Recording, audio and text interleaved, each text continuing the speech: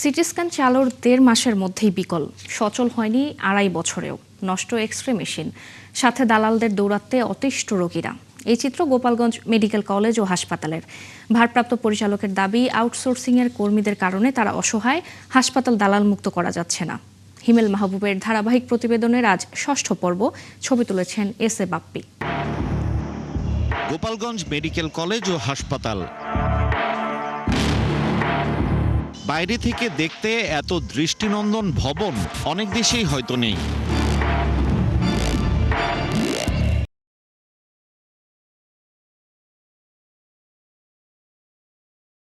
হাসপাতালের ভেতরে ঢুকতেই দালাল থেকে সাবধান করে মাইকিং চলছে। দয়া করে দালাল চক্রের ব্যাপারে সতর্ক থাকুন। এরই মধ্যে ক্যামেরা দেখে ছুটে আসেন রোগীর স্বজনরা। ভোগান্তির চিত্র তুলে ধরেন তারা। আমার স্লিপটা একটা মেয়ের কাছে তুলে দিয়ে আমাকে বলছে যে ওনার সঙ্গে যান। ওনারা আমার থেকে চাইছে যে ১৮০০ টাকা ছাড়ের মাধ্যমে আছেন, 20% 30% ডিসকাউন্ট দেবো। না, আমি এখানে করব না। রোগীর এমন অভিযোগ অস্বীকার করেন আউটসোর্সিংয়ে কাজ করা এই ব্যক্তি। ওইখানে কারা ছিল আমি জানি না। আপনি ছিলেন। এবার এ নিয়ে কথা বলতে আমরা যাই দায়িত্বরত চিকিৎসকের কাছে। হাসপাতালে আমাদের ঢোকার অনুমতি আছে কিনা তা জানতে চেয়ে ভারপ্রাপ্ত পরিচালককে ফোন দেন তিনি। ৭১ চ্যানেল থেকে স্যার সাংবাদিক এসেছিলেন, অনুমতি নিয়ে এসেছেন স্যার। বলি পরিচালক মহোদয় অথবা সহকারী পরিচালক মহোদয় আছে, মানে প্রশাসনিক বিষয়, আমরা ওইখানে অভিযোগ দেখব। এবার গন্তব্য ভারপ্রাপ্ত পরিচালক। তিনি উল্টো রোগীর স্বজনকে জিজ্ঞাসা করেন তিনি কেন দালালের সাথে বাইরে গেলেন। আপনারা বললে আমার সাথে আসেন, আপনি চলে যাবেন।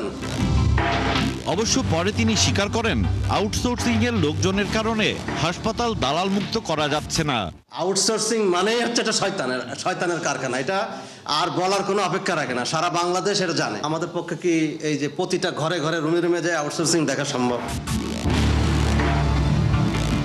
হাসপাতালে দেয়াল ঘেঁষে গড়ে উঠেছে অনেকগুলো ডায়াগনস্টিক সেন্টার ও ক্লিনিক, যাদের কারণে দালালের দৌরাত্ম্য বন্ধ হচ্ছে না। রোগীরা অতিষ্ঠ। অনেক অনিয়ম চলে, দালাল চক্র আছে এখানে। এই যে হুইল চেয়ারে আমাদের মতো রোগীদের নিয়ে যায়, ১০০ টাকা নেয়, আবার নামায় আনে ১০০ টাকা নেয়। রোগীর সাথে যেসব লোক থাকে এরা ভালোভাবে ডাক্তারের সাথে মন খুলে কথা বলতে পারে না। ডাক্তারে মনে করেন যে খাওয়া করে। মাত্র একটা ওষুধ পাইছে, আর বাকিগুলো বাইরে থেকে কিনে নেওয়া লাগবে। হাসপাতালটি দুটি এক্স-রে মেশিনের একটি নষ্ট থাকায় রোগীর চাপ বেশি। মানে অভিযোগ থাকবেই, কারণ আমরা সবাইকে সার্ভিস দিতে পারি না, আমাদের সাধ্যের ভিতরে নাই। জনবলের অভাবে চালু হয়নি 10 শয্যার আইসিইউ। হাসপাতালের একটি রুমে তালাবন্ধ অবস্থায় পাওয়া গেল সিটি স্ক্যান মেশিন।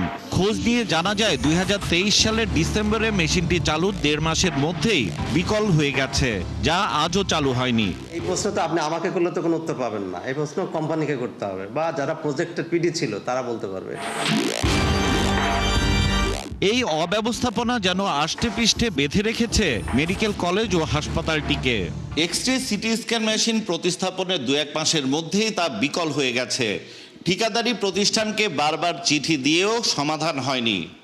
আছে দালাল চক্রের উৎপাত। হাসপাতালটির বাইরের চাকচিক্যের মতোই ভেতরে সেবার মান বাড়ানোর দাবি রোগীদের। হিমেল মাহবুব, ৭১, গোপালগঞ্জ।